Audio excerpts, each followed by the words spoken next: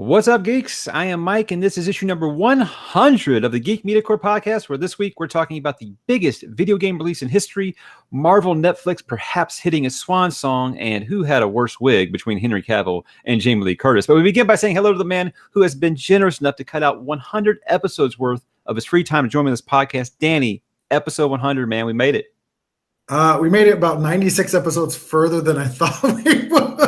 Right. I mean, when we first started this, I told them that I saw some statistics somewhere that most of these podcasts that they say they last about 6 episodes and before people quit on them. But you stuck with me through the sound issues, the lost episodes, the really bad takes, so much more. So thank you, and I'm glad we actually made it here, even though technically this is we passed 100 a while back because of the lost episodes, because of the movie specials and stuff like that. But damn it, we've got the number 100 attached to an episode now, so I'm excited. I mean, no thanks needed. This is a lot of fun. I'm still glad you reached out and wanted to do this. I'll say 2 things. The first thing is one of those lost episodes is still the best episode we've ever done. Yeah, it's still the best one we've ever done. And I hate that it's lost, and I hate that we always say that, but it's the absolute truth. That was like our second or third episode too. It's crazy. The second, or I guess there's 2 more things. The second thing is I've been on every one of these except for one episode, which is the Harry Potter episode, because I think I said, and I quote, "No, I don't watch that shit." Yeah, you want to take that one back, don't you? Now we're at a point where I'm like, cool. In a few weeks, we get to do the Grindelwald, either the preview or the review, and I'm going to be all about it because it's the first time I've really been unleashed on Harry Potter on this podcast. What a difference 2 years makes, right? And then, of course, the third thing would be, I still think our best episode is that Star Wars The Last Jedi preview. Just because I think we had the most fun, and it was the most natural podcast I think we've ever done. We had 6 people, and there was like no talking over each other, and everybody was optimistic and excited. It was like the last hurrah for Star Wars fandom. And then the review actually was still pretty good too. Like I love. Yeah, it hadn't reached the toxic point yet where everybody was just angry at each other. It was just it was pretty divided on that podcast, but.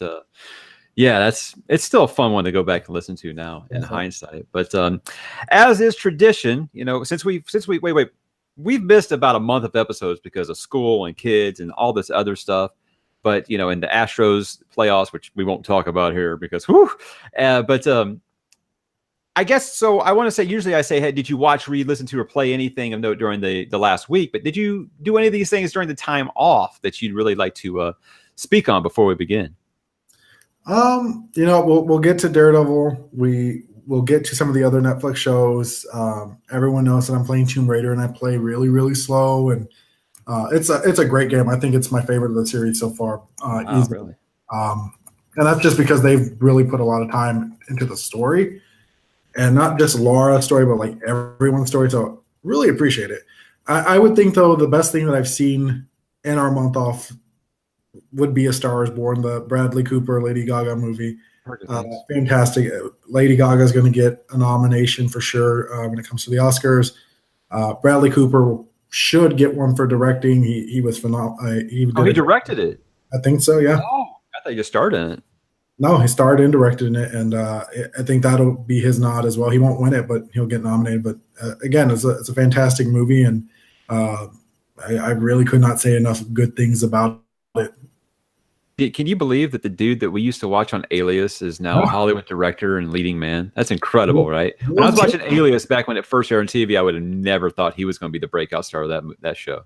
Will Tippin, who would have thought? Look how far he's come. The dorky guy who couldn't even get with Sydney, and how about that?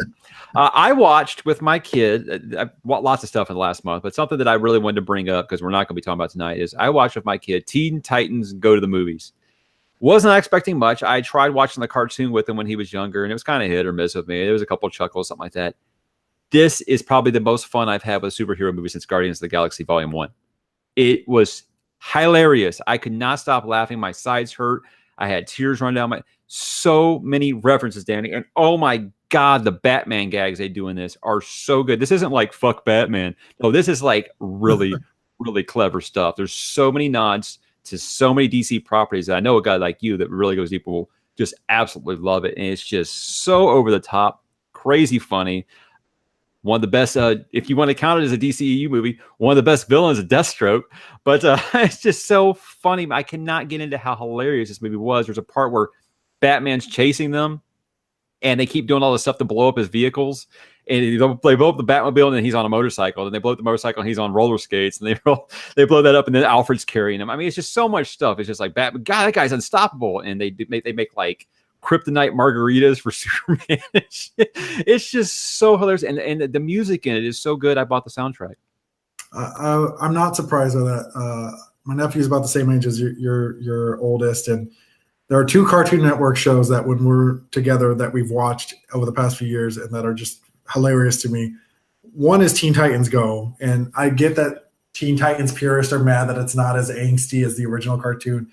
To that I say screw it. It's fun and it's meta humor and it's great and it's smart. And it's not like dumb humor, it's smart humor that works for both kids and adults. And then the other show is We Bare Bears, and I fucking love that show. And I don't know why I love that show. It's just hilarious to me.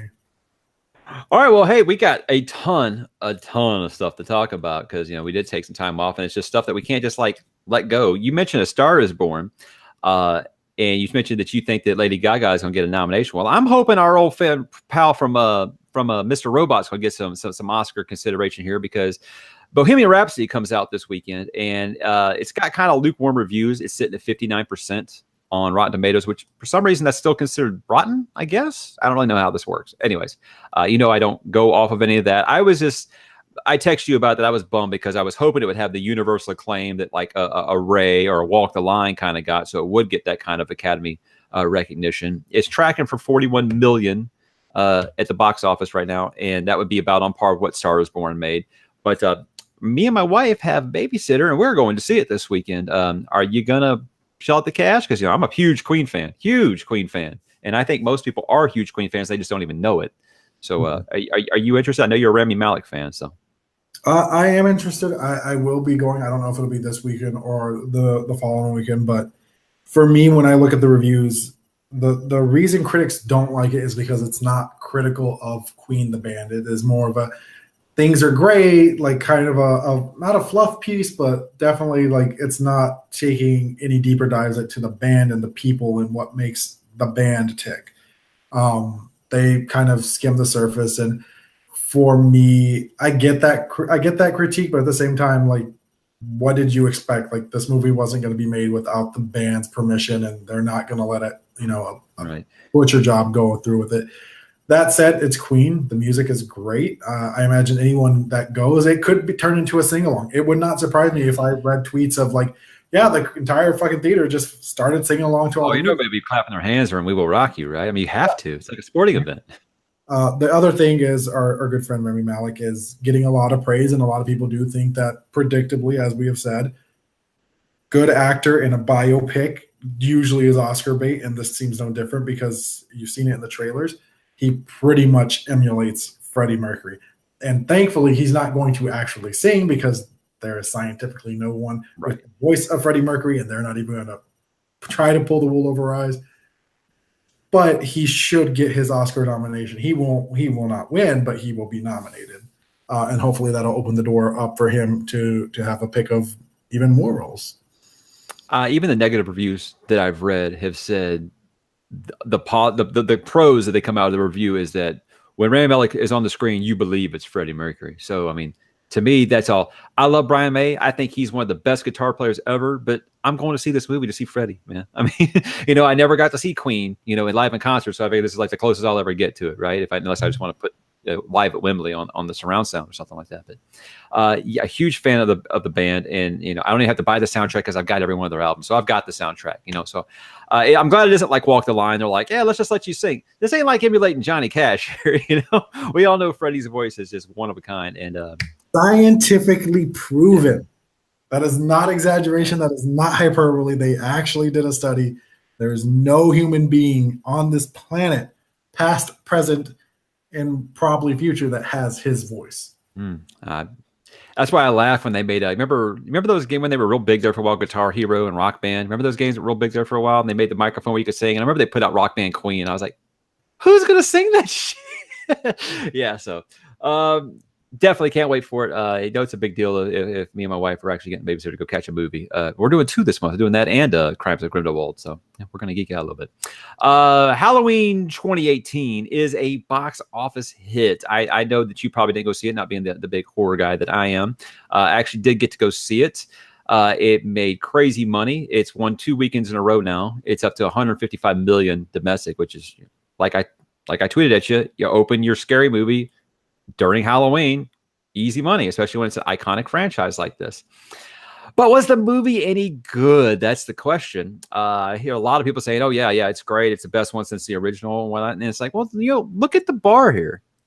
None of those sequels are really anything to be like, "Oh, that's just great. You can't beat that." I feel like this is on par with H2O, which was the 20-year anniversary when they tried to do this. I feel like if they're going to go ahead and wipe the slate clean and say this is a direct sequel to part 1, none of the other stuff happened, you should have a story that's really just like amazing and is really going to just blow people away. And I didn't think it had that. It wasn't bad by any stretch. It just felt, like I said, about on par with the last time they tried to do this. And I guess maybe I just expected more. But I mean, seriously, I did think it was bad, but I thought it was one of those where you forgot about it really quick. In fact, as soon as John Carpenter's theme got out of my head, I didn't think about it again. In fact, people were asking me, well, did you write your review yet on Letterboxd? I got to go do that. So, yeah, somewhat of a disappointment. Jamie Lee Curtis, yeah, she was great. And she had a really bad wig. I don't know what that was all about. I felt like they could have done a better wig than that.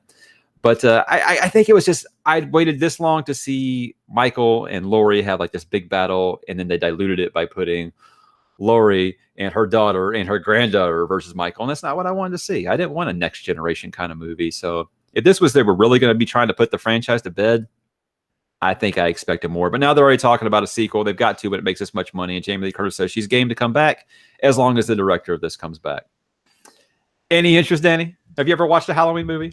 I have not, and no real interest. But I mean, we said it last year with it. If they had, because it was released in September and no one releases movies September, October, it was going to run through, and it did. And a year later, people listen. If you release a horror movie in October, it's going to do well, and hopefully that'll be more of the theme as we move forward to 2019, 2020. You'll see more horror movies released in October as opposed to September. Yeah, and I guarantee the success of this, you're going to see them figure out the whole legal battle with Friday the 13th real freaking quick, and they're going to be bringing back Nightmare on Elm Street too. They know that the people are hungry for something like that. In fact, Robert Englund, who played Freddy Krueger, did a cameo as Freddy Krueger on that TV show called The Goldbergs. I've never watched it, but it takes place in the 80s. And apparently he said he had no interest in ever playing Freddy again. But, after how much fun he had doing on there, he would be definitely game to come back. He's 71 years old. But with that makeup, he still sounds the damn same. I'm for it. In fact, I think that's what really hurt the last time they tried to do a Nightmare on Elm Street remake. It wasn't Robert Englund, So I think we're going to see a lot of these iconic franchises try to come back. I wouldn't be surprised if they try Evil Dead again, even though they screwed up on it like in 2013 or something like that. But we'll see. In fact, I think they already said they figured out the Friday the 13th thing. In fact, LeBron James is making it? Yeah, I just forgot about this. And someone tweeted me and said they already did get it. My friend Nick tweeted me and said they already did get it figured out. It's LeBron James's movie company is making it. What? They're bringing back Space Jam 2, so yeah, this move to LA for LeBron makes sense now. Jason Blum, get on the phone and say, I run Blumhouse. We're the most successful horror property right now. Give me Freddy. Give me Jason. I don't even understand what's going on right now. Anyhow, you know what I don't understand what's going on is how Sony is having 2 successful movies in the last 6 months, Danny. Jumanji 2 went up head-to-head against Star Wars and almost made $1 billion. And now Venom absolutely gets raked across the coals with all reviews. And you know what?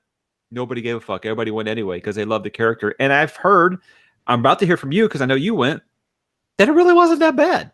And I think this is a good thing and a bad thing. Good thing because I love Venom, the character. I love the idea of, spoiler alert, guys, Woody Harrelson going to be playing Carnage.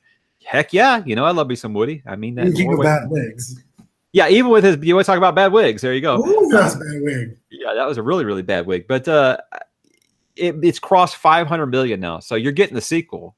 I don't know how I think they signed Tom Hardy for 3 of these movies. So we're getting the sequel. So I think it's a good thing, like I said, because I care about the character so much. It's a bad thing because I think this is going to give Sony this clout now where they think, oh, all of our bad ideas will be great now, and they're just going to pump out some shit. They're going to bring back the Aunt May movie, Danny. Oh God, don't put that on us. Although Marissa Tomei, I don't know. I'm not as opposed. Well, there you see. Now you got the marketing down. I will say, as far as Venom goes, I did see it in theaters. I had a few to drink, so again, grades of salt here. I enjoyed the movie. There's definitely, you can tell by the edit job, there's definitely a movie that is on the cutting room floor that is they shortened it up 100% more interesting, at least to me, the guy who loves character. But the movie's fun, and the movie really is fun because Tom Hardy, because he is great at everything that he does. But once he and Venom come together, spoiler alert if you didn't think that was happening, the movie, that is the movie. It is fun to watch him in the symbiote or however the fuck you want to pronounce it. It's fun to watch them interact, and that's, to me, everything else I don't really care about. That's fun. And I would watch Tom Hardy talk to himself for like 2 hours every single time, because he even made that interesting when he was just walking the street muttering to himself. So it was more fun than the critics may let it out to be. It is exactly what a 90s to early 2000s superhero movie was. My hopes is that when you do have a Tom Hardy and a Woody Harrelson, that you'll up the quality of your script, and you'll really, on paper, you could really delve into a really interesting debate of like morality with the Carnage and Venom symbiotes, and are people inherently good, bad, whatever. But you have two quality actors that could have a lot of fun, and I'm there. Like, I'm glad it's getting a sequel because I want to see that. I had no interest in seeing this movie until you told me what the post credits was. I was like, oh god damn it, because I've been a Woody Harrelson fan since Cheers, guys. Anything that guy does, I will watch. So, and that's just awesome because I've been talking about a Carnage movie forever. So, yeah. I will say I wouldn't expect an actor like Woody Harrelson to take a role like Carnage, and the fact that he did, your mind should open up with possibilities that he could really put some depth into what really is a one-note character. Mm-hmm. What's the movie you keep referencing with him? It's essentially the same role that he played before, but with powers. Natural Born Killers. Yeah. That's Cletus Cassidy's serial killer. All you gotta do is just play the same character as he plays Mickey Knox in Natural Born Killers, and I'm there. It's Woody. I'm going to be there anyway. And Tom Hardy, that's like one of my current favorite actors. So it's the Sony thing that has me all hesitant at all. But God, I just hope like you said, you got two actors with that much stroke right now in Hollywood that hopefully they get to put some input in there, because I just can't forget during the press tour where Tom Hardy was saying his favorite part got cut out of the movie. So that's the kind of shit that worries me, I'm sure he'll have a little more pull, but I was about to say this line, and then I'm going to take it back a little and change it. I'm kind of sad that Tom Hardy is playing Venom, because he's such a chameleon that he'd be perfect as the chameleon. He really would. Oh, the chameleon. Wow. God, he's so good at that. Let me ask you this though: would it be okay for my 6-year-old to watch this, or does he need to wait? There's no real blood or gore. Venom bites a few heads off, but you don't really see like blood spurting, so I can't see why not. He'll probably imitate the Venom voice and be like, "Hey, I'm hungry. Give me snacks." Can you actually understand Venom? Because in the trailer, one part in the gas station, I was like, I don't understand what he's saying. You can understand him, yes. For the most part, he wants snacks, which is pancreas and eyes and guts and intestine, and all those delicious things. All right, here's where we get to the really batshit crazy part before we get into Marvel DC. People argue sometimes about what the best Ridley Scott movie is. Is it Alien? Whatever. It's always been a big debate, and I've always been, my favorite Ridley Scott movie is Gladiator. I love Gladiator. I think it's just phenomenal. It was Russell Crowe's like coming out for me. I mean, I know you knew him in what's that movie like? LA Confidential is what you knew him from. But I love Russell Crowe. I love the music by Hans Zimmer, and I love Ridley Scott. Gladiator, I watch that probably about once a year. I love that movie that much. So when the news breaks today, they're making a Gladiator 2, and Ridley Scott's directing it. Okay, is it going to be a prequel? We got Maximus coming back? Nope, it's going to be about Commodus's nephew. Danny, I think it might be time for Ridley Scott to hang him up. I think he got that Oscar nomination for The Martian, and it just went straight to his head. And he already drove the Alien franchise into the ground to the point of boredom. I don't know what he's doing with this, but I figure we're going to get Blade Runner 2, and it's going to be his Blade Runner 2, not Blade Runner 2049 or something like that next. I don't know. I think this guy's kind of lost it. He's lost his fastball. I mean, he is 80, turning 81. If he has it in him to produce a big movie like Gladiator 2, more power to him. But yeah, no, eventually there comes a point where you probably should hang him up, and at 80, I mean, what's left for him? He's left a filmography that will be remembered long past. I mean, you said Alien. He did Blade Runner, which, of course, is what I'm going to vouch as his best movie. Thelma and Louise, which I'm sure a lot of other people will go to bat for. I've heard, Gladiator, Hannibal, Black Hawk Down, G.I. Jane, even American Gangster. How could you not like Prometheus or The Martian? So like yes, he's quite good. Yes. So there's no real reason for him to keep going, but at the same time, no one's going to tell him no, because who tells an old person no? Oh, also, I forgot to mention that he's doing this movie with the writer of Top Gun 2. Oh God! So I think that guy probably got in his ear. And he's like, we could do this. I don't know. A real big theme in that is the afterlife. Romans were real big about the afterlife. So I thought they were going to do something like that, Maximus in the afterlife. But I don't know. Well, we shall see. All right, let's get into the usual Marvel DC stuff, which always dominates the show. First one, I don't know if this is confirmed or not. I saw it while I was making up these notes. I know that Ewan McGregor has been cast in Birds of Prey, but the rumor is that it's for Black Mask, which I actually think is really cool. Villain we haven't done before. We spoke last time or 2 episodes ago about neither one of us asked for this movie or care really about this movie or think that this movie is going to be anything. But it is cool that they're using Batman villains we haven't seen and that we probably aren't ever going to get in a Batman movie. And I mean, who doesn't love Obi-Wan? I'm just happy that he's doing this, because that means there will be no Obi-Wan movie for at least another 5 years, and maybe by that point he'll be too old to play Obi-Wan, and we won't get that stupid movie that we already got. Those are called episodes 1, 2, and Oh, everybody's like, everybody wants it, and I'm like, I don't get it, man. Okay. So yeah, I mean, I guess it's fine that we're getting. I don't know. I still can't get really excited about Birds of Prey. I mean, Huntress and Black Canary. I've seen like 5 Black Canaries thanks to Arrow, and I don't know that I need to see another Black Canary so soon. And yeah, I don't know. Just I'm not excited about it. Ewan McGregor is a fine actor, but he's not what I think of when I think of Black Mask, who's more of a gritty gangster. I don't know. You mean that the DCU they change up all their characters? Who knew? But maybe he'll have tattoos on his face. I mean, just let me be excited about Aquaman and Shazam. Like, I don't want to think about anything beyond those. I want these 2 movies to be good, since they're made movies and they're in the can, and everything else I have not seen a second of footage from. All right, well, there we go. Wonder Woman 1984 pushed back to 2020. Getting all these numbers here. Pushed back 6 months. I don't know if there was any kind of trouble or anything like that. A lot of people are speculated that this is when Marvel has a gap in their schedule.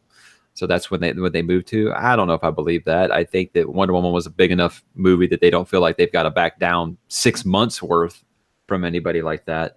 But let's make the movie right. I don't care how long it takes, as long as you make it right. I am okay with this, because I didn't like the idea of the movie being released in December in the first place. The first one was released the first weekend of June. It is a true summer blockbuster. It did gangbusters at the box office.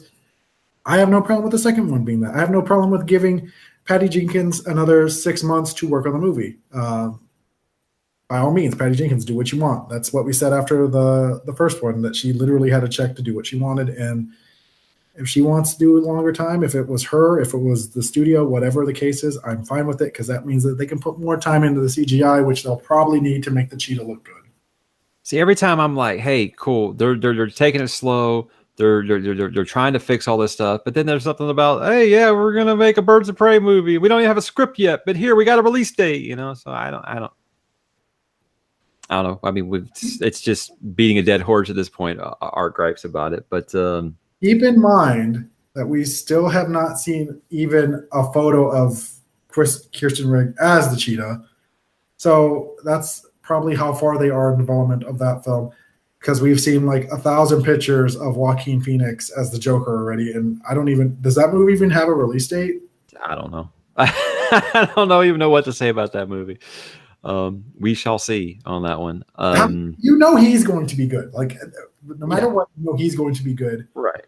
He looks creepy in the makeup, even if that's not the final version makeup. He still looks creepy. You want to do a call back to Gladiator? There you go. Joaquin Phoenix, amazing in that movie. Well, let's talk about Aquaman. This is probably old news by now, but we haven't had an episode. We want to talk about it. I don't really want to call it a trailer. It's more like a 5-minute sizzle reel they put out in the segment. I mean, it's almost like a mini movie. But I think last time we spoke about Aquaman, we were like, okay, after the excitement from Comic-Con wore off, we were kind of still like, we'll see. I think after I saw this, I'm actually fully on board now. I feel like the CGI got improved, which we knew it would. CGI got improved. And you saw some of that vintage James Wan handheld camera, single shot stuff that I just love that he does. And Black Manta looks amazing. I'm glad we didn't hear his voice yet. Everything looks absolutely beautiful. It looks like a good time. They said they wanted to be like a swashbuckling Indiana Jones kind of movie. Seems like a great idea to me. And it does seem like Amber Heard and Jason Momoa have some good chemistry together, and that's obviously going to be very important. You see her sucking the water out of somebody. That's going to be awesome. I can't wait to see that. And just that whole rooftop chase sequence on there was just absolutely awesome looking. I can't wait, man. I mean, I got super, super excited again, and like, trust in James Wan, damn it. Trust in James Wan. So I actually saw a lot of people that before were like, hey, okay, Aquaman, and making a joke, right? And we're all like, that looks pretty good, actually. I think I'm going to go see that. The early box office tracking's out for it. It's the lowest ever for a DCU movie. It's looking at 50 million. And I said, I think that release date's going to hurt it, combined with the fact that a lot of people felt burned by Justice League. So this is going to, no pun intended, or pun intended, going to have some sea legs and through word of mouth to really sustain back what they're obviously sinking into it. But I'm more excited about it after seeing this trailer. Are you feeling the same way? I'm as excited as I was. I mean, I expected good things from it. We'd already seen Black Manta, so it is great to see that he is as comic faithful as I think anybody could hope for. I still like the fact that we haven't heard him talk. I like the fact that we don't know anything about the character, because that leaves something for us to discover in the movie. Of course, I mean, the show really is Arthur versus Orm, and if you've read the comic, if you read Jeff Johns' run, you know how intense and how personal that can get.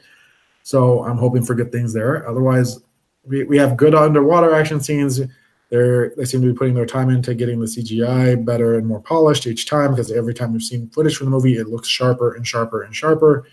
I'm ready for the movie. I've been looking forward to this one for a while, and I can't wait to see it in like 6 weeks. Yeah, thalassophobia over here, guys. It's fear of the ocean. You know, the ocean's very scary, and so they get a horror director to do this movie about the deep ocean. And if you see the trench monsters in the trailer, yeah, he nailed it on that. And God, there was one more thing. Oh, there's so many Zack Snyder-esque epic shots that I keep seeing, like the one where you see, I think it's actually the King of Atlantis holding up the trident, and you see the waves splashing. And just, you could freeze frame that and make a poster of it. It just looks epic, man. And Nicole Kidman can still call me. I don't care if she's like 70 now or something like that. Nicole Kidman is still wonderful. Amber Heard is absolutely beautiful. And my wife wants to go for Jason Momoa. So we all win here. So I think the best thing about the DC movies, if they do have their own distinct style from the Marvel, apart from the Marvel movies, it is the fact that they do lean into those comic panels and splash pages. Whether it is Man of Steel or Suicide Squad or Batman vs Superman, Justice League, there are images in those movies that you could literally take and they're from the comics. I mean, Superman first, the smile when he first flies, Batman and Batman vs Superman when he hits that Dark Knight pose, Wonder Woman, pretty much the entire movie is just gorgeous. Deadshot, even when he's just like on the car shooting people, like these are all great scenes, and I really love that James Wan is taking that and running with it. All right, so guys, really, is it that close? 6 weeks? Jeez. Okay, well, guys, look, Warner, listen to me. Turn it up a little bit. Listen to me here. Everyone liked that second trailer. don't give us any more. Don't give us any more. I think that they've showed enough to get people excited. Just do your TV spots. Don't give away very much. I don't want to hear Black Manta speak until I get into the theater. And here we go. If they drop another trailer, it would be in front of the Crimes Grindelwald. Yeah, that's the next biggest WB movie. It would be the perfect time to do it. I don't know that they do it. I don't think you need to do it.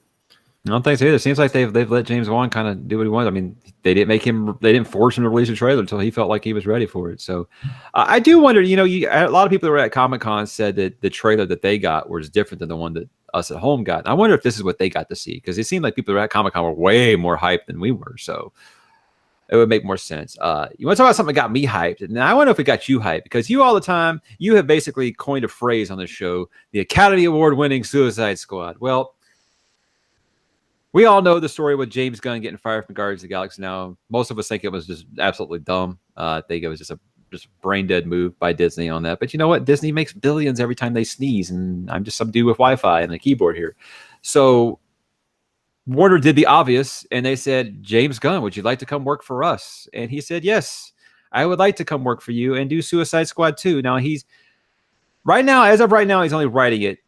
They would like him to direct. He hasn't confirmed to direct the movie yet. It seems like a lot of the people that are real stout on the DCU was amazing didn't like this movie because they think, oh, it's gonna don't marvelize my DCU. Suicide Squad is probably the closest thing I can think of to being done in a Guardians of the Galaxy style way, and I don't know if it's just going to be a straight copy and paste kind of thing. I feel like James Gunn is better suited to handle a ragtag bunch of guys like this. And gals. So I'm not sure if they're going to do completely different, like they do Suicide Squad comics, where it's almost a different cast every time you pick up one. So I'm hoping to just give them like a clean slate, since Harley Quinn's going to be in Birds of Prey. I don't know if she's going to be back for Suicide Squad 2. Maybe bring back Deadshot and a new crew. Hell, who knows? Maybe you get our buddy Dave Bautista to play Bane, or your boy King Shark, something like that. KG Beast. That's a good one. KG Beast. So he's already said, sign me up. Dave Bautista said, sign me up. He's been very vocal about how much he's not pleased with him firing James Gunn. And he said he will work for him anywhere, anytime. And now even Michael Rooker is on the negativity tour towards Disney for firing James Gunn. So I wouldn't be surprised to see some people you've seen in other James Gunn movies before show up in Suicide Squad 2. Danny, you're the Suicide Squad guy. What are you thinking? I mean, Suicide Squad is very close to what Guardians of the Galaxy is. It's a bunch of ragtags thrown together by chance in a prison. They had the music kind of driving the movie. James Gunn can do that better than what was done in the Academy Award-winning version. Never change, buddy. But at the same time, is it too much of the same? Would it really just be a re-skinned Guardians of the Galaxy? I don't know. I mean, if I had my vote, Edgar Wright would be doing a Suicide Squad movie, especially if they were going to rotate the cast, because Edgar Wright can do the same thing too. And you could make the argument that Baby Driver is nothing more than a Guardians of the Galaxy inspired movie as well. I'm not saying that, because Baby Driver is a great movie and I love Baby Driver and I don't give a fuck what anybody says about Baby Driver. In case y'all missed it, he likes Baby Driver. But what I am saying is I don't think he can, quote unquote, marvelize a movie that was kind of marvelized already. I think if anything, James Gunn would do a good job of putting the focus on the characters, which was my biggest criticism of the original Suicide Squad, is that I didn't feel like we got invested into the characters enough. I mean, that's one thing to show me the difference between bad and evil, and that's another thing to just have Will Smith said, "We the bad guys. Let's go save the world." Which is a requisite Will Smith line. He has to say, "Let's go save the world," in every movie that he does. I think James Gunn would be smart enough to say, hey, they're going to let me use the Joker. I'm going to make him the villain of my movie, not female Axl Rose. No, I mean, I really think that James Gunn really would be, he would be a positive, even if it's just script, because the worst part of Suicide Squad is the fact that the characters were interesting. They just didn't have anything driving them to that point. Right. So I'm on board for it. I was willing to try James Gunn in anything on here. I'm going to give him my full vote of confidence. If nothing else, diehard DC fans who feel like they have to pick a side should just look at this movie and being like, "Oh, DC's raising a middle finger to Marvel. Cool, let's do that." Like, get on board with at least that, because that's kind of what this is. And James Gunn quickly accepting it, I think, was a big old fuck you back. So, all right, Avengers 4 stuff starting to kind of hum about. They said that we will have a trailer before the end of 2018. I'm not sure what movie that will be attached to. Spider-Man, the animated Spider-Man one. Let's go with that. That makes sense. So it'll leak on the internet a couple days before. But the rumor I heard today is that it is, quote, uncomfortably long runtime. And that might bother some people, but I'm the guy who wanted them to put out the director's cut of Watchmen in the theaters, and it was like 4 hours long. I don't care about that shit. You make that shit as long as it can be. What I think this means is Avengers 4 is going to be 3 hours. That's what I think. It's going to be 3 hours long. And you know what? If this is basically the culmination of Marvel is the MCU as we know it, and we're going to start the new wave, the new Avengers, basically the next round, I'm all for it, man. Just do it right. As long as it doesn't plot, because I thought even to be 2.5 hours, I didn't think that Infinity War dragged at all. I know you thought that the side quest with Thor was kind of meh, but I wasn't like looking at my watch at all during that movie. So as long as you keep it at a steady pace and everyone's getting their kind of their moment, which Russo's have showed that they're able to do, make it as long as it needs to be to tell the proper story. If there was a criticism of Infinity War, it was that, there wasn't enough time for all these characters. Mm-hmm. And that's true. I mean, they sat Hawkeye on the bench. Ant-Man was nowhere to be found. Although Wong just said bye. Wong is like, peace. I'm gonna stay here and protect this building. If they're gonna let Avengers 4 have, and I'm with you. I think it is a 3-hour movie, because you think of uncomfortable. That means, I gotta pee. A lot of people have to pee at 2 hours. I know at 2.5 hours, I was like, let this movie end because I got to go. 3 hours would fit that uncomfortably long time frame, but that's fine, because you have to see the fallout of the snap. You have to see the heroes regroup, which means you have to see Tony and Steve reconcile. You have to see them go pursue whatever mega weapon there is, Captain Marvel, to kill Thanos and reverse the damage. If there is damage, who knows where those other heroes are. And you have to set up the new wave. And at some point, you're going to get gut punched at least 2 or 3 times, because this is it. And you have to give everyone their moment. And that includes Hawkeye and Ant-Man, who both now have to be in the movie and have an arc of their own. No, you can just leave Ant-Man in the quantum realm. I'm fine with that. So you have a full 3 hour movie right there, and it needs its time. And we need to see all of these things. And if there's one thing I hope this trailer does not show and does not spoil, I do not need to see Cap and Steve talk to each other. I do not need to see how they resolve this. I do not want to see it in a trailer. That is the one thing I want to see in the movie. Do not do that to me, Marvel. We know they're going to have to make up at some point. Right, and don't blow Captain America's Avengers a simple line in a trailer. You know it's coming. Now that's going to be it, right? The last fight, Avengers Assemble. Captain America's got to say that before he dies. We will go back and forth on who, like, when that trailer comes out, we will have our prediction on who lives, who dies.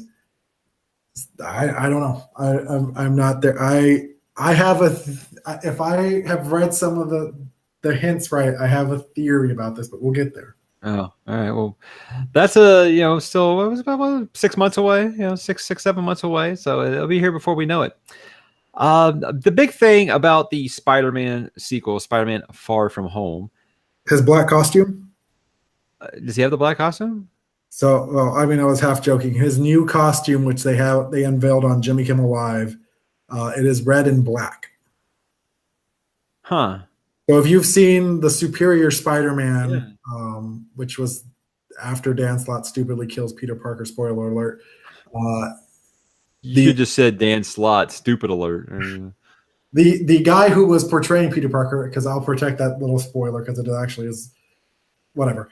They changed the suit from red and blue to red and black, and that's what this one looks like. All right. Which is kind of an inverse of Miles Morales in his black and red suit. Never heard of him. Well, anyway, since Jake Gyllenhaal was cast in this movie, a lot of rumors have been about who's he going to play, and most people have said Mysterio. Yeah, they think it's going to be Mysterio, right? Now you can appreciate this. There was some advertising, tie-in advertising for this movie, and it teased Mysterio's fishbowl helmet. Yes, please give me Mysterio. Give me the fishbowl. Don't shout. Look, if Aquaman can have a movie, first of all, you got an Aquaman movie, and you've got Black Manta, and you don't change his costume at all, you can have the fishbowl. And it's gonna be great when Peter's making quips about his fishbowl head. You know, I mean, yeah, for sure. I don't know. Jake Gyllenhaal is the character I would have picked to play Mysterio, but whatever. You can shatter the fishbowl like halfway through the movie if you want to have Jake Gyllenhaal show his face, but you got to start with the fishbowl. Has to happen. Cannot. Well, I mean, because you look at what they did with Vulture, and they gave Michael Keaton the jacket with the fuzzy collar. You know, that was about the closest they could do, and that's cool. But Mysterio, honestly, if you're doing this without the fishbowl, it's going to be even weirder. I think. What is he just going to have a cape? It's going to be totally weird. You can't wear a cape without having a fishbowl head. I will say the ultimate version of Mysterio is essentially Ghost Rider. So you could go that route. You could do whatever. Yeah, nobody likes that ultimate shit except you, man. Ultimate Peter Parker's death is such a good story. I don't even care. I will go with that forever. It's so the death of Peter Parker is so good. They hit it so perfectly. Yeah, except you have like garbage that coming back after him trying to fill those shoes. Yeah.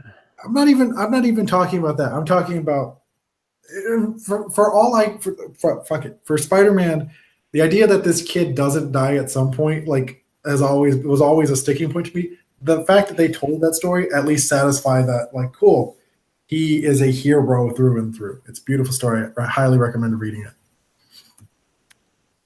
All right, I tried getting into Ultimates. I couldn't dig Ultimates. I don't know. Even Spider-Man, who I love, and I'll read anything of except I will for say Dan, this: except for Dan Slott. The last panel of that issue where he dies, it would make you cry. I've seen it. I've read dude. It was like Death of Superman. I wasn't keeping up with Superman comics at that time, but I got Death of Superman. Damn it, same thing. That's a big moment. You're going to check that out. And yeah, it was cool. It's just Ultimate Spider-Man sucks. All right. I'm really into stand-up comedy. I don't know how you feel about it. One of my favorite. What's that? Depends on the comic. Well, I like my stand-up comedy to be vulgar and crass and really in your face. And I'm not talking about like idiot nursery rhymes like Andrew Dice Clay or something. I'm talking about just like well thought out comedy. And now some people have never understood why Bill Hicks resonated with so many people, because his stand-up comedy was so different. It was almost like satire, and it was so different. And the thing was, is like he was huge overseas, but he would come back to America and he would be doing, the Laugh Stop with like 30 people, and it wasn't until after he died tragically in 1994 that he actually got like a big cult following, and now he's really huge. Now, he's always going to be huge in Texas because he was from, he's from here. He's from Houston. And anyways, Richard Linklater is a director that I absolutely love. He made Boyhood. He made Dazed and Confused. Tons of movies. The Before trilogy. Just a director I really, really like. I think he's like, I call him the Seinfeld directors because nothing happens in his movies and they're wonderful. They're still wonderful. And he is from Austin. So he's real big about all the local stuff. And he wants to direct a biopic on Bill Hicks. And I'm like, take my money. Obviously, this is my favorite comic of all time, and this is one of my favorite current directors working. And again, Boyhood got robbed for an Oscar. Damn it! You need to go back and give it to him. Anyway, do you even know who Bill Hicks is, or do you like any Richard Linklater movies? I mean, I've heard Richard Linklater a lot. I've never seen. I don't think I've ever. You're a film school guy. You love his stuff. I'm sure I would. So I really have nothing to add other than if you're happy with it, then it's got to be good. Well, it depends on who they cast as Bill, obviously. This guy, I mean, I think you would love Bill Hicks comedy because let's just say a lot of his ideas align politically with you, but he's not very PC about it. He's very, very, very in your face about it, and he has no problems just shooting on the crowd if they get a little restless. Or a little, oh God, I can't believe he just said that. He's really, really, really, really crass and in your face. But he was ahead of his time, and I'm glad he's actually gotten like a medium, post death. And Dennis Leary completely stole his act. Everybody knows this by now, and I think that's what kind of killed Dennis Leary's career, like in its tracks. If you want to talk about Rescue Me, was a good show. Did you ever watch Rescue Me? It's weird conversation. I've seen a few episodes here and there. Let's switch up to TV now, and we got to start off with Daredevil season 3. Full spoilers, guys. If you haven't binged it yet, first of all, what's wrong with you? And second, if you don't want to be spoiled, you might want to skip ahead. I'm going to timestamp this episode so you can skip ahead if you want to. Danny and I have not really agreed too much on Marvel Netflix. His favorite is Jessica Jones. Mine is Daredevil. And I think that's both because both of us are readers of those comics.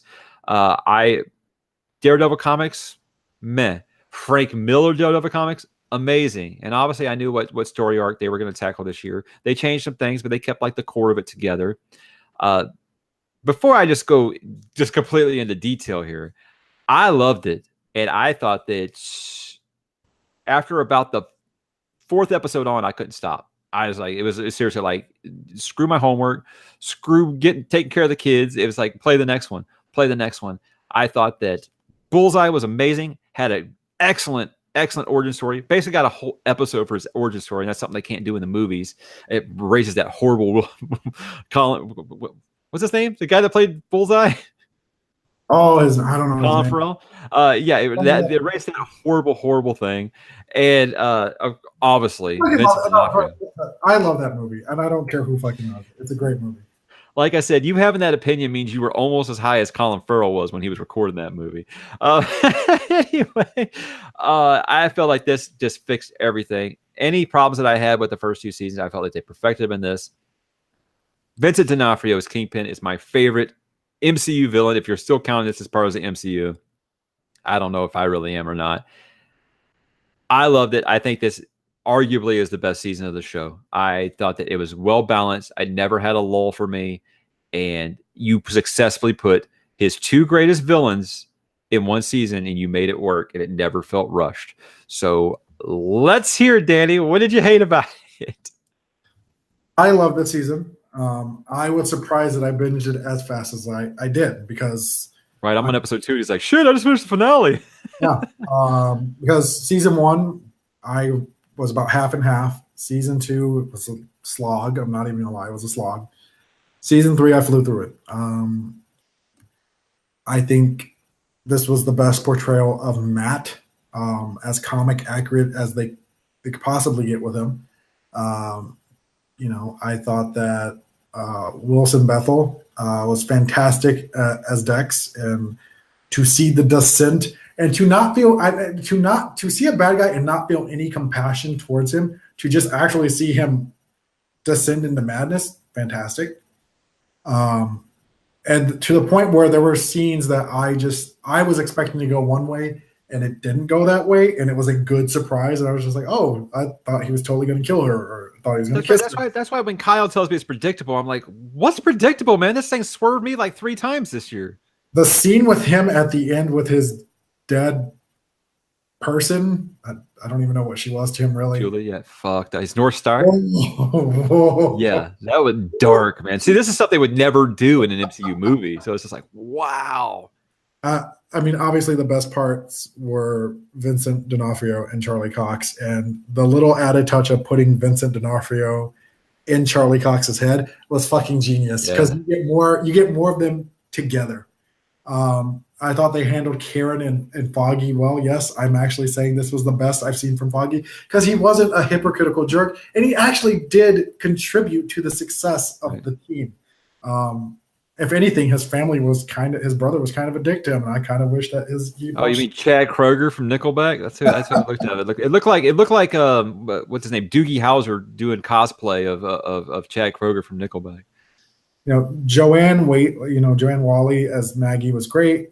Even Jay Ali as Agent Nadeem, fantastic. And I love how they weaved that into it. Right. This is what the other shows have been able to do. A side character that you actually gave a shit about. It was crazy. You gave a shit about him, but then as the season goes on and you see how he has been manipulated the entire time, genius. And again, it adds to the fact that this is the Kingpin being the Kingpin. Are you listening to Punisher? This is how you do a side character. It was just fantastic all the way around. The little call outs of like Melvin Potter coming back, all the side characters. Like I really don't have an issue with it because there's maybe one bad episode in the entire bunch, and that was the Karen focused episode, which I really don't care for, and I don't think really added anything to the story because we've seen enough of Karen that we didn't really need to go back and. I'll touch on that in a second. Go ahead. We didn't need to get sympathy for Karen like she was going to die because we knew she wasn't going to die, and there's still a part of me that wishes she had played the Elektra role in the story, but I digress. That's nothing else. That's another comment that we might get to. I will say this: the end fight with the three of them, to see Dex dominate with a long range, to see Kingpin dominate up close, and he had the bulletproof coat, man. That's so comic fun. I loved it, man. And to see Daredevil play the role between that, and to see him just continue again to get up and fight, which is again true to the character in the comics. There's no one that can take an ass whooping like Daredevil. Was great. And when Charlie Cox screams at the end, "I beat you." Yeah. Perfect. I put that to the intro of the show, by the way. I've never felt like when he screamed that, like I was just like, yeah. And the fact that it tied into the whole season theme of like, yeah, there's nothing like a good primal scream to make you feel good. Perfect. Again, and it's the little things like that as a film student that you see the little threads carry through and pop up every so often. Beautiful. I thought it was well done. It was a great season, and I hate that this will probably be the last season. I'll touch on the Karen thing real fast. The reason I think if I didn't know the comic arc, I probably would have kind of felt the same way. I said the fact in the comic she's like a full-on like junkie at this point, and she gives away Matt's identity for a fix, and that's kind of upsold to Fisk. So I think that's why they did that, to show that. But I do think it didn't need a whole episode. It could have been like flashbacks in 10 minutes and been just as effective.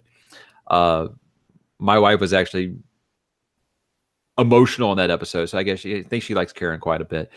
The fight between Daredevil, Bullseye, and Kingpin, I mean, that's a Daredevil reader's like wet dream right there. And because there was no 2-on-1, I mean, it was really all three guys against everybody. It was a battle royale, and it was excellent, well executed. The show continues to have the best fight choreography out of anything on TV right now, except maybe Into the Badlands, but that's a completely different style.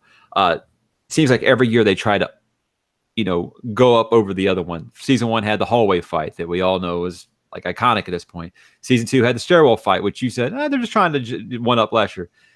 This season had the most incredible scene in the prison lockdown that went on one camera shot for like 20 minutes.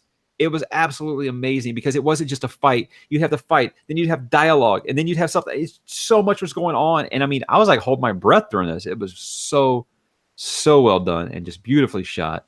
From a technical standpoint, when you see a shot lasting more than 30 seconds with actual movement, it's good work. When you see that fight scene and the camera, it is one camera pulling and moving, the amount of work that went into it cannot be understated because they had to block that out for probably days, maybe even weeks, and practice the choreography and get it right, get it tight. It's a great fight scene. I personally love the newsroom battle between Daredevil and Bullseye. Oh my gosh, so good. And to see Bullseye just turn everything into a weapon, and that's what makes him great.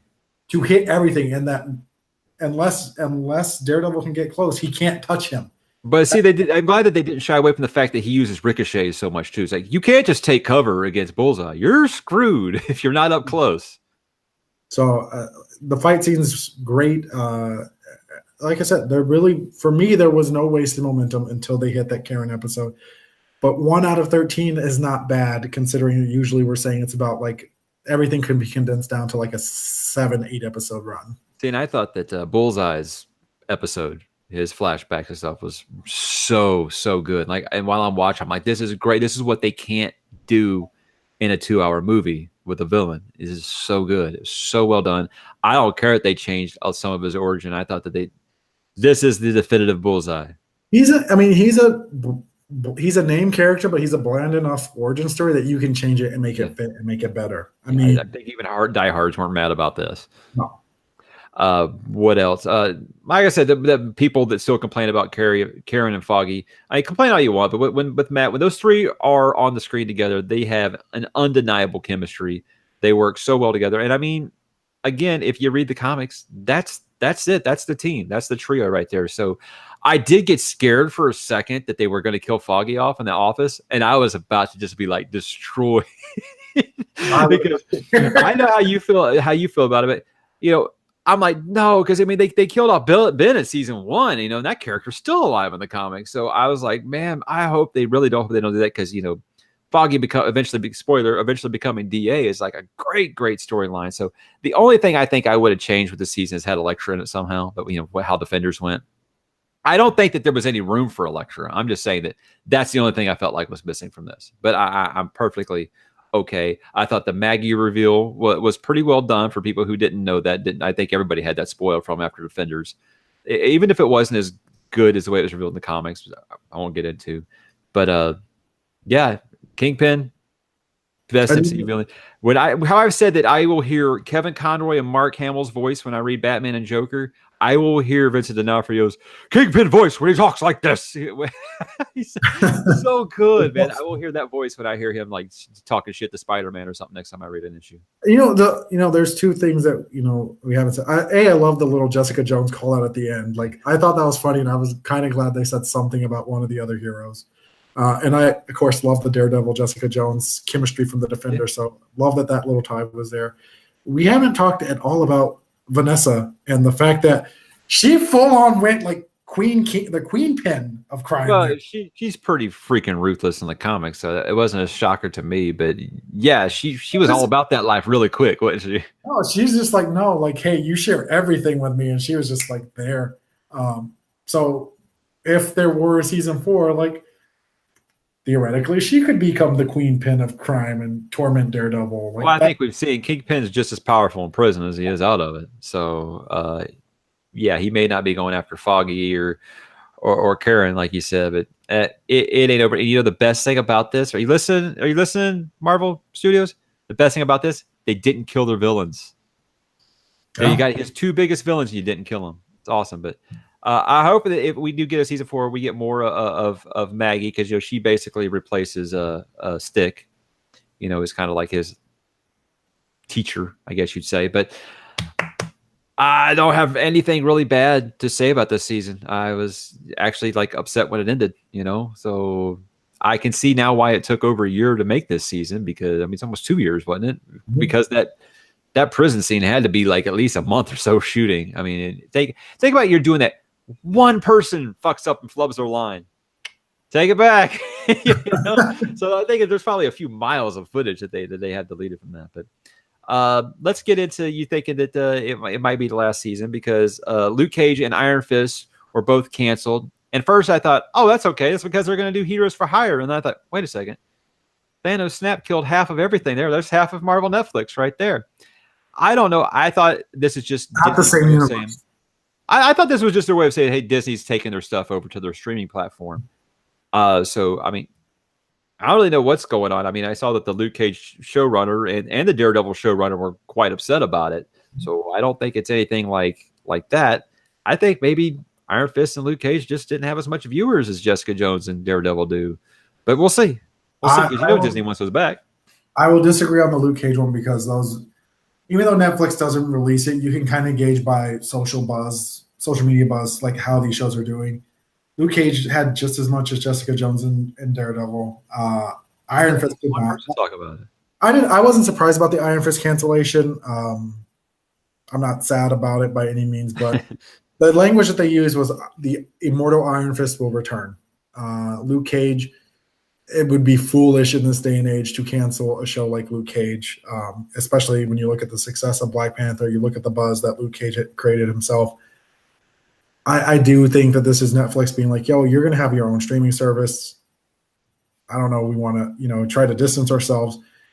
I can see Marvel needs content for that streaming service. Disney needs content for that streaming service. Yes, they've already announced that they're going to do a Scarlet Witch and Loki miniseries with Tom Hiddleston and Elizabeth Olsen. Yes, they've announced that they're going to do a Winter Soldier and Falcon series, which actually I love because them and Civil War together is actually hilarious. I'm there. I love them in Civil War. I don't care. That's so good. So yeah, you could do Heroes for Hire and combine the universe of Luke Cage and Iron Fist, and that's another show. They have not yet announced that Daredevil's coming back for season 4, so I imagine it will be. No, I saw Charlie Cox says he doesn't even know if there's a season 4 yet. So, but Disney would be stupid not to put a season 4 on their streaming service. Sure. Jessica Jones has a season 3 coming on Netflix, but I imagine it will migrate. And frankly, why not do another stab at the Defenders if it's all Marvel in-house? Get it right. No, I'm with you. And here's the thing: I think there'll be more Daredevil. I just don't know what platform it's going to be on. It's going to be on the Disney streaming service. It makes sense. If you're Netflix and you've already canceled the other two, there's no reason. It would be a bad look if you brought back just Daredevil. Like, might as well just let it go and get rid of it now. So, guys, if Danny is saying positive things about Foggy Nelson, that this season was really, really freaking good. So, here we go.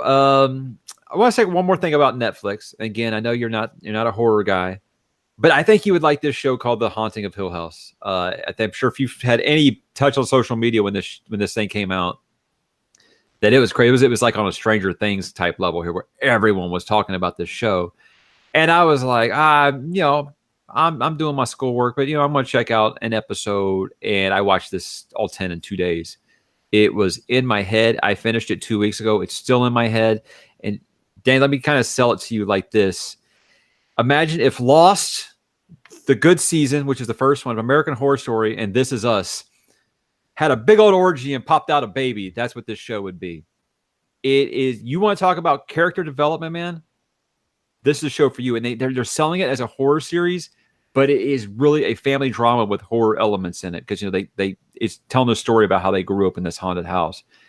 And it's done by the guy who did Gerald's Game, did Oculus, Mike Flanagan. Great horror director. He's the one doing Dr. Sleep, which is the sequel to The Shining. I think that this guy is like the visionary horror director of the time right now. And man, I know you don't listen to anything I tell you to watch, but I can't recommend this one enough. And I think you would actually really get into this one. We started this show off by me saying that I watched Harry Potter now, and it's great. Okay. So, all right.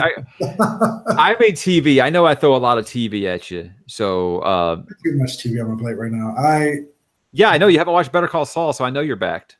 We got the Arrowverse in full effect. You've got I'm hooked into the new Charmed. I can't believe I am. Oh God, man, come on! I'm still working through Gilmore Girls. I'm still working through the Chilling Adventures of Sabrina, which, by the way, that has blown up on social media, and it is weird. It is admittedly weird, but it is good, and it's a good, dark, weird show. But is it like good for people over the age of like 20? Good, because I mean, I don't mean this as a shot. I know you like CW style programming. Is it like CW style programming, or is it actually like?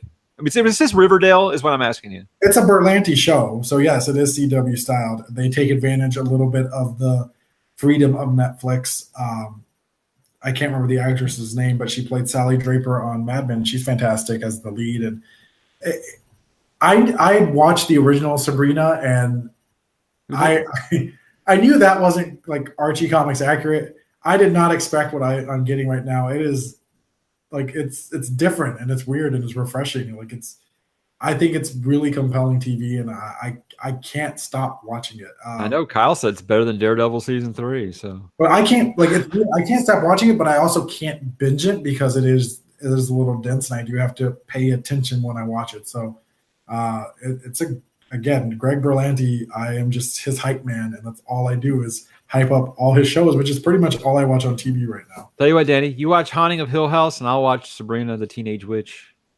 The Chilling Adventures of Sabrina. Whatever it's called. Melissa Joan Hart can still call me. See, I'm younger than you, so I grew up with Melissa Joan Hart doing Clarissa Explains It All, and that was like my first TV crush right there. So. Great show. Yeah, good time. Let's talk about a show that nobody else. So basically, these last 6 episodes are going to basically be what a blockbuster movie costs. And I mean, I'm sure the HBO will be fine with the profits they get just off merchandising alone for this, but definitely sounds like they're trying to go out with a boom. And I'm just hoping they don't go so CGI heavy that we're just like taken out of it. That's my only fear with this. Just surprise you at all that they're just, hey, here's how much money you got left, and we're just going to throw it all at you. I don't. From what I've read, it's on the EW article. It's not that it's all CGI. It is they've invested in set production. They've invested in costume production. They have gone so far out of the way to make it bigger and better and out of control. So, yeah, no, it's insane. Like HBO is putting up nearly $100 million for this final season. That's nuts. It's absurd. It's absolutely absurd. But there's such a dedication to end it right. And I think that's what everyone's been afraid of is how does this end? Is it going to do it justice? Because we've seen so many times in recent history that big series finales don't stick the landing and lost. Excuse me. This one has to. Like this one absolutely has to stick the landing. So it looks like it's a step in the right direction, but everyone better get ready for those 2-hour episodes on Sunday because that's what it's shaping up to be. Bring it on. Bring it on. Yes, I'm fine with like 6 episodes if we're talking like 10, 11 hours worth. I've already seen them saying that there's some people that are going to be upset with the finale. I'm like, yeah, have you read George R. R. Martin? Is it a happy story? Well, I mean, it's the internet. Of course not. Of course we're not going to be happy. That's because we're going to find out that Stannis is alive and he's going to sit on the Iron Throne at the end. Boom! Stannis the Menace. Let's talk about, they also announced the. What I want is Sir Davos cannot die. Just don't kill my boy Sir Davos. I think the final season, no one's off limits. No one's off limits, but my boy Sir Davos has to survive. I mean, even their moneymaker Tyrion. I mean, he's last couple episodes he could die and it would be stunning, you know. So I don't know. I like that. I don't know how this ends. It's rather exciting. The Game of Thrones prequel series, they cast the lead, which is Naomi Watts, which I haven't actually seen her in anything in a while, so that's interesting. But George R. R. Martin himself actually dropped the title for the show, which is called The Long Night. Now I'm gonna go book nerd here on you for a second. This is something that is referenced.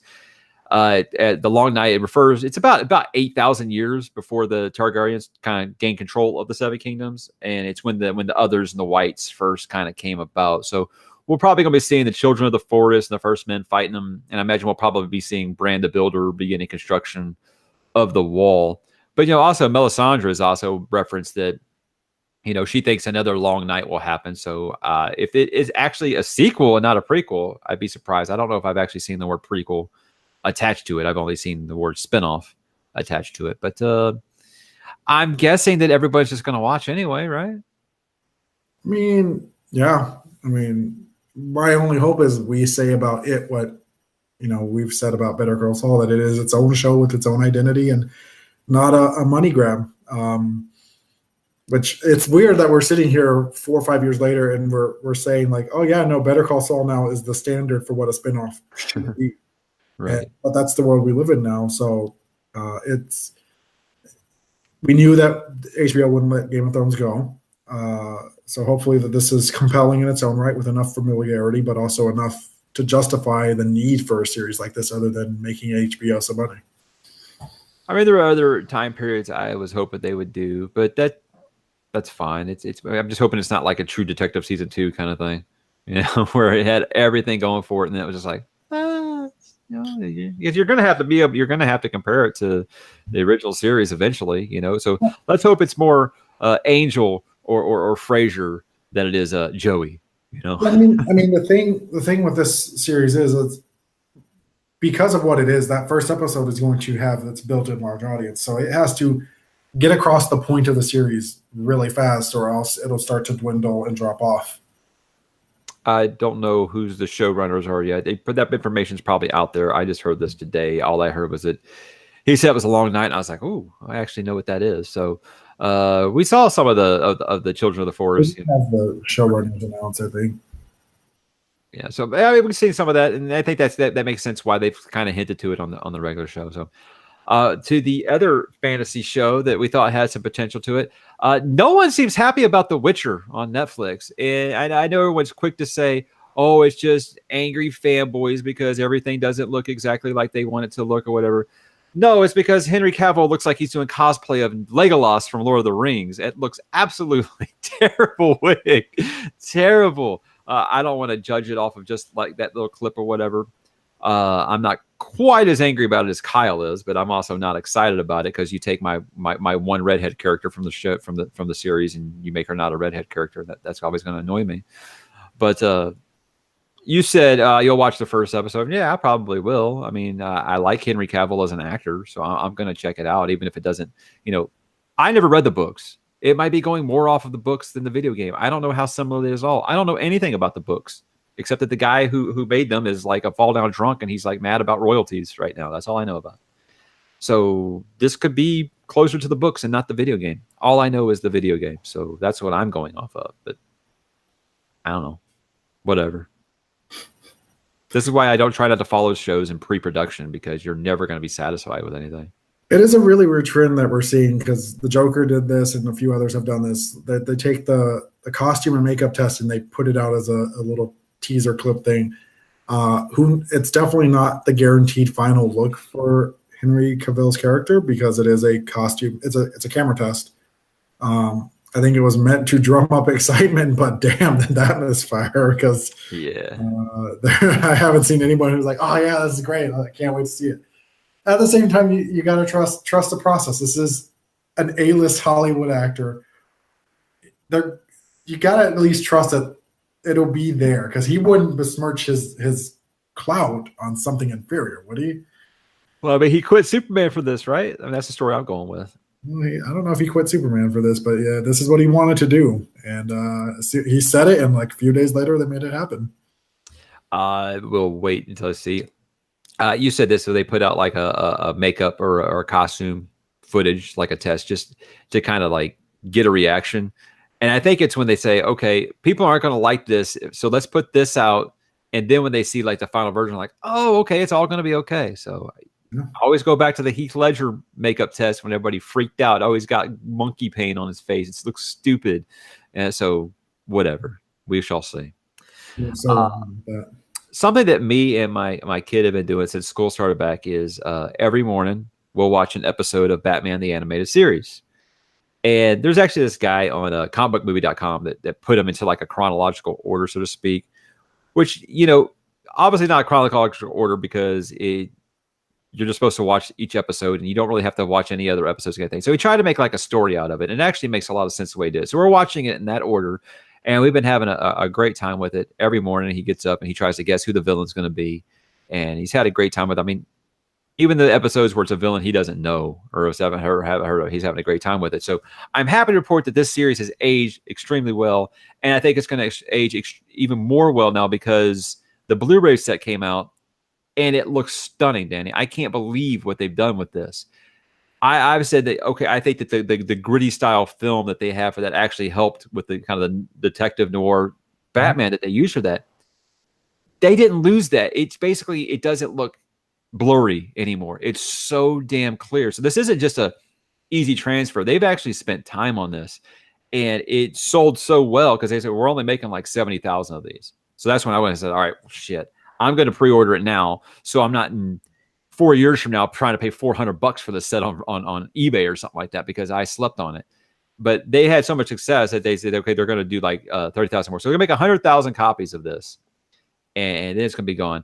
Guys, if you've got the money, I recommend to do it, because even if you didn't grow up with this series like a lot of us did, it's still the definitive Batman. I don't care what anybody says. You name your favorite Batman movie, this is still the definitive Batman, because it was made by people who love the character, love the comics, and they didn't have anybody getting in their way. And this set up the DC animated universe that we have now that's so successful. And this is really, I mean, Bruce Timm started on what, Tiny Toon Adventures, and then he did this. Now Bruce Timm's like he's a superstar, and I'm watching all these behind the footage things that they've got on the behind the scenes footage they've got on this Blu-ray set, and all the stuff that Bruce Timm's talking about. He's just like, we knew when we were doing this, it was just like an amazing time, because they said, we want a Batman show and you guys can do whatever you want. And that's why it was so good. And I think that even today, anyone, when they think of Batman, they think of Batman the animated series. If that was their introduction of the character, not the older crowd who thought of Adam West as Batman, which, by the way, Adam West voiced a character on an episode we watched. It was really cool. Anyways, the show has aged wonderfully. This Blu-ray set is gorgeous, and it looks amazing, and you've got to see it, guys. It looks incredible. There's a video on YouTube where you just type in animated series, Batman animated series, Blu-ray comparison, and it'll have half the screen of what it looked like when it was on TV or the DVD, and half the screen of what the Blu-ray looks like. And it's remarkable what they've done with this. And man, I'm having fun. We're about halfway through it. We're gonna just keep on doing this. We're actually watching Mask of the Phantasm right now, which was the movie. I haven't seen that since it was in theaters, so it's really good, man. I can't say enough about it. And I know that you're a Bruce Timm fanboy, and I know that you said that you think that a stupid conversation we had the other day that Batman the Animated Series is the best superhero series of all time, and I think that's undebatable if you're going to go with if you're including cartoon stuff. So I'll quit rambling. I just think this is an amazing set, and I just can't say enough about it. Heart of Ice is still one of the best episodes. Yes, they referenced that in the behind the scenes stuff, that they knew that they had something special when they wrote that episode. As an episode, it's brilliant when you understand what it like. Similar to what we said Daredevil did for Bullseye. It took this kind of mad villain with ice powers, and it was hokey on the 60s series. Yeah. And even in the comics, he never really developed other than a gimmick, and they turned him into something quite wonderful. Yeah, made Nora. They made Nora. They made Harley Quinn. Yeah. They made. Renee Montoya came from this show. This show innovated Batman and to characters that are a mainstay in the comics now. That's how good this is. Paul Dini, genius, man. Yeah. So watch it again, guys. It's so good. It's so good. A couple of video game things to talk about now. In case you were living under a rock, or you're like Danny, you don't have a PS4, you're probably playing Red Dead Redemption 2 over this past week. At least maybe a couple people haven't, because everyone else was. This had the biggest opening weekend in entertainment media history, Danny. $725 million domestically on the video game. Okay, that's okay. But we're basing that off of dollars. That makes sense, because video games now are much more expensive than movie tickets. Absolutely. And I don't think that everybody's really like, oh, yeah, there were more copies of Red Dead Redemption 2 sold than tickets to Infinity War. No, that's not what anybody's saying. I've said that I think that's a deceiving thing, and everything should be off of per unit, not off of dollar amount, because inflation, because rising costs, all this. Remember, we thought video games were expensive when I was younger, when they were $40. Now they're $65, so I always have the same. Red Dead Redemption 2, very cool game. If you like the first one, you'll like this one. I've seen some people kind of complain about some things, and I understand their criticisms. If you want Grand Theft Auto 6, guys, this isn't it. This is not a Grand Theft Auto game. It's a much slower pace. It takes place in 1899. You're not going to be doing a lot of bank heists and jumping from 18-wheelers, but, you can rob trains. You can get a gang together. You can go do a shootout at a bank. It's pretty much, you could do just about anything you want. It's just unlike Grand Theft Auto, when you fire a gun, everybody takes off running. And this, they fire back. So again, if you liked Red Dead Redemption 1, which I can't believe it's been 8 years since I played that game, you're going to like this one. There's so much to do in it that I don't imagine I'll be done with this anytime soon. Danny, anything to add at all? I know you're not a PlayStation guy, but I've told you, pick up Red Dead Redemption 1 on Xbox Live Arcade or something, because it's like $15 and it's absolutely amazing. I'm playing Tomb Raider. Well, when you're done with Tomb Raider, I know you think these open world games are a trap because you get like sucked into all the side quests and stuff, but Red Dead Redemption 1 is not that bad with it. It's I know it's not a bad game. I know a lot of people are going to bat for it. I haven't played a Rockstar game since Grand Theft Auto 4, and I never really finished that. So 4 was why I quit the Grand Theft Auto series. Yeah, I haven't really gone back to Rockstar since. So for me, I don't know. Like, it'll be probably another month before I'm done with Tomb Raider, so I at least have some time to think about what comes next. And it might be this, or it might be Super Smash Brothers, because that looks freaking awesome. Oh, so you go buy a Switch? That might be the reason to go buy the Switch again. Well, actually, the reason is Legend of Zelda Breath of the Wild Game of the Year. But Mario Odyssey too. Like, they built up a nice little library over there. Yeah. Assassin's Creed Odyssey, I think, is being overlooked because of Red Dead. There was so many people. What are you sticking your tongue out for? There's so many people. he I just made a gag face at you guys. I am still so pissed at Assassin's Creed and Black Flag and the bug that killed my excitement. Blame your stupid Xbox. Don't blame Ubisoft for your system.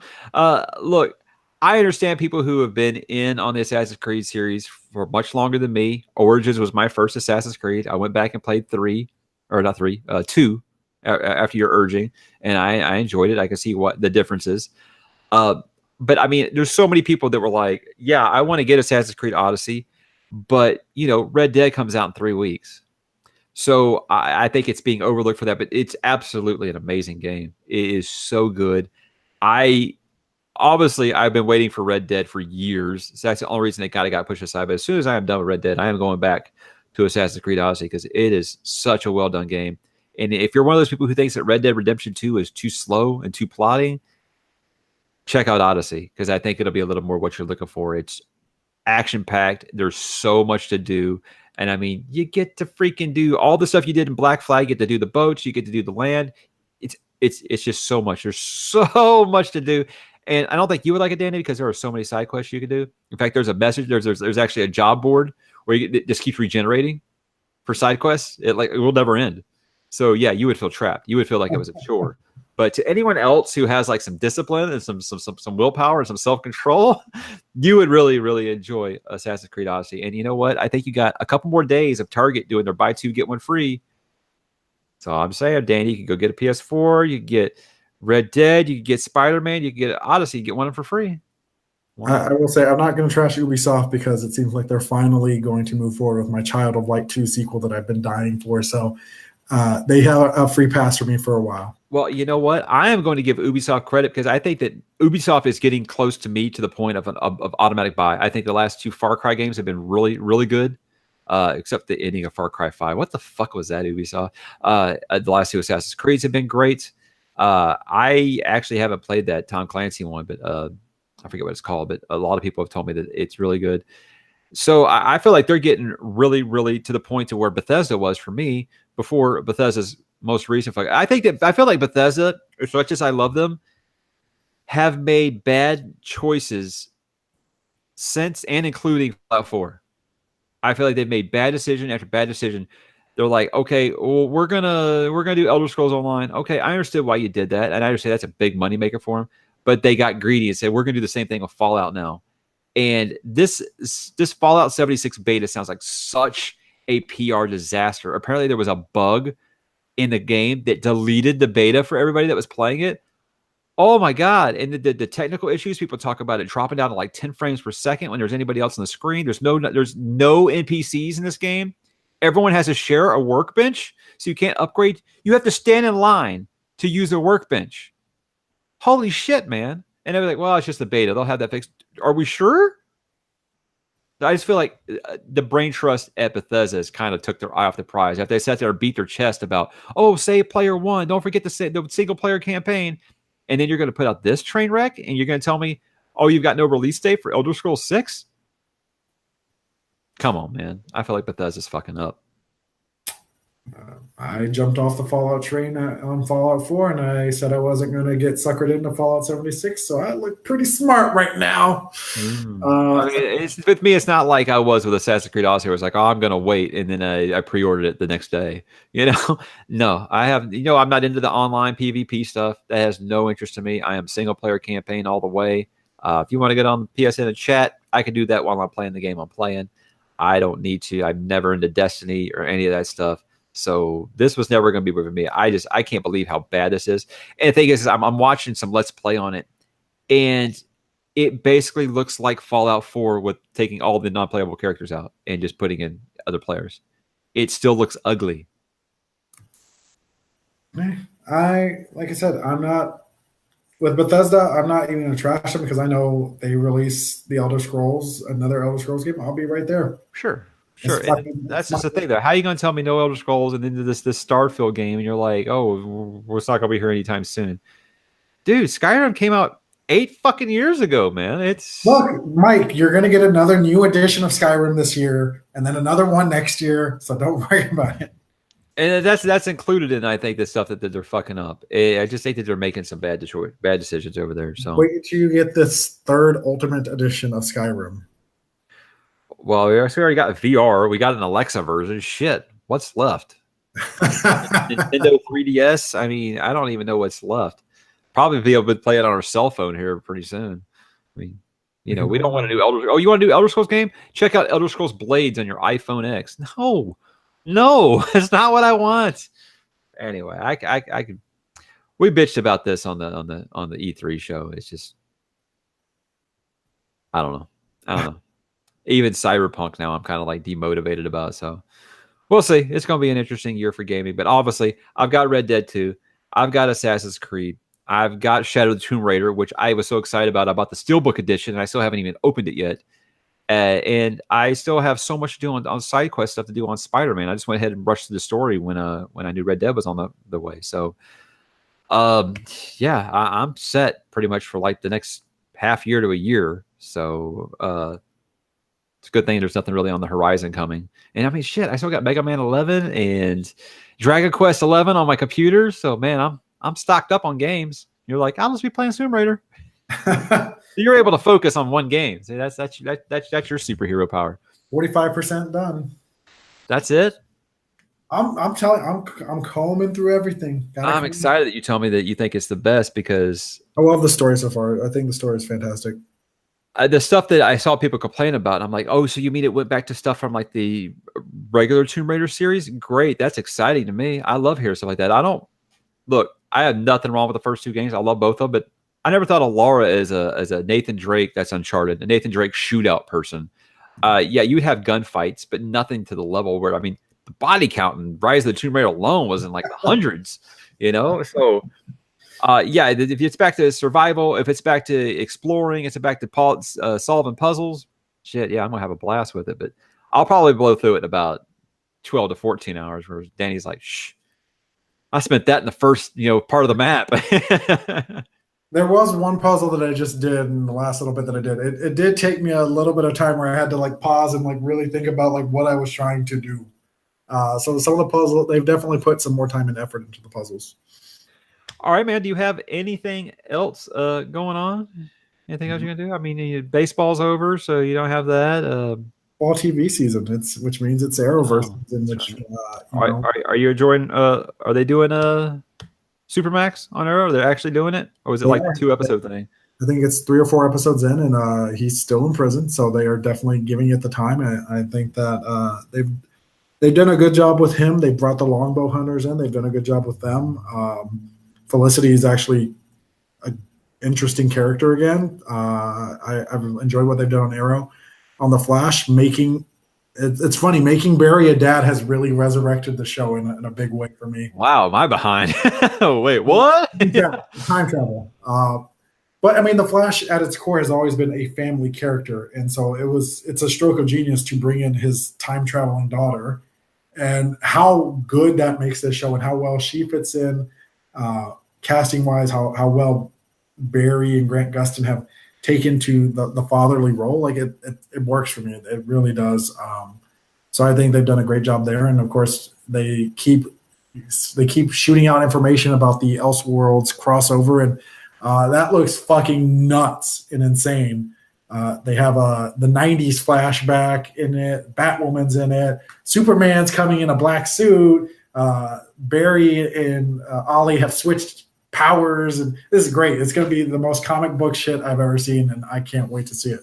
Elseworld stuff's always fun. I did want to give you a preemptive of RIP that Legends of Tomorrow had the lowest ratings in its series history last week. So I think you might be seeing what's going to be moved out to make room for Batwoman. I mean, it might. Legends has always been one of those fun shows, it's a shame. Legends is probably the best of all of the shows, and it's never got the marketing love because it's hard. Like, who do you promote out of that show? It's easy to promote an Arrow, a Flash, a Supergirl, a Black Lightning. With this, it's a motley crew, but John fucking Constantine, that's it. And he's been a great addition to the cast. Like, I've actually really enjoyed him and how he meshes with the cast. And Yeah, no, I mean, it'll be a shame if this is it for Legends, but so far that's the series has maintained its high levels. It's a phenomenally fun show, and they get away with much more than any other comic show can get away with.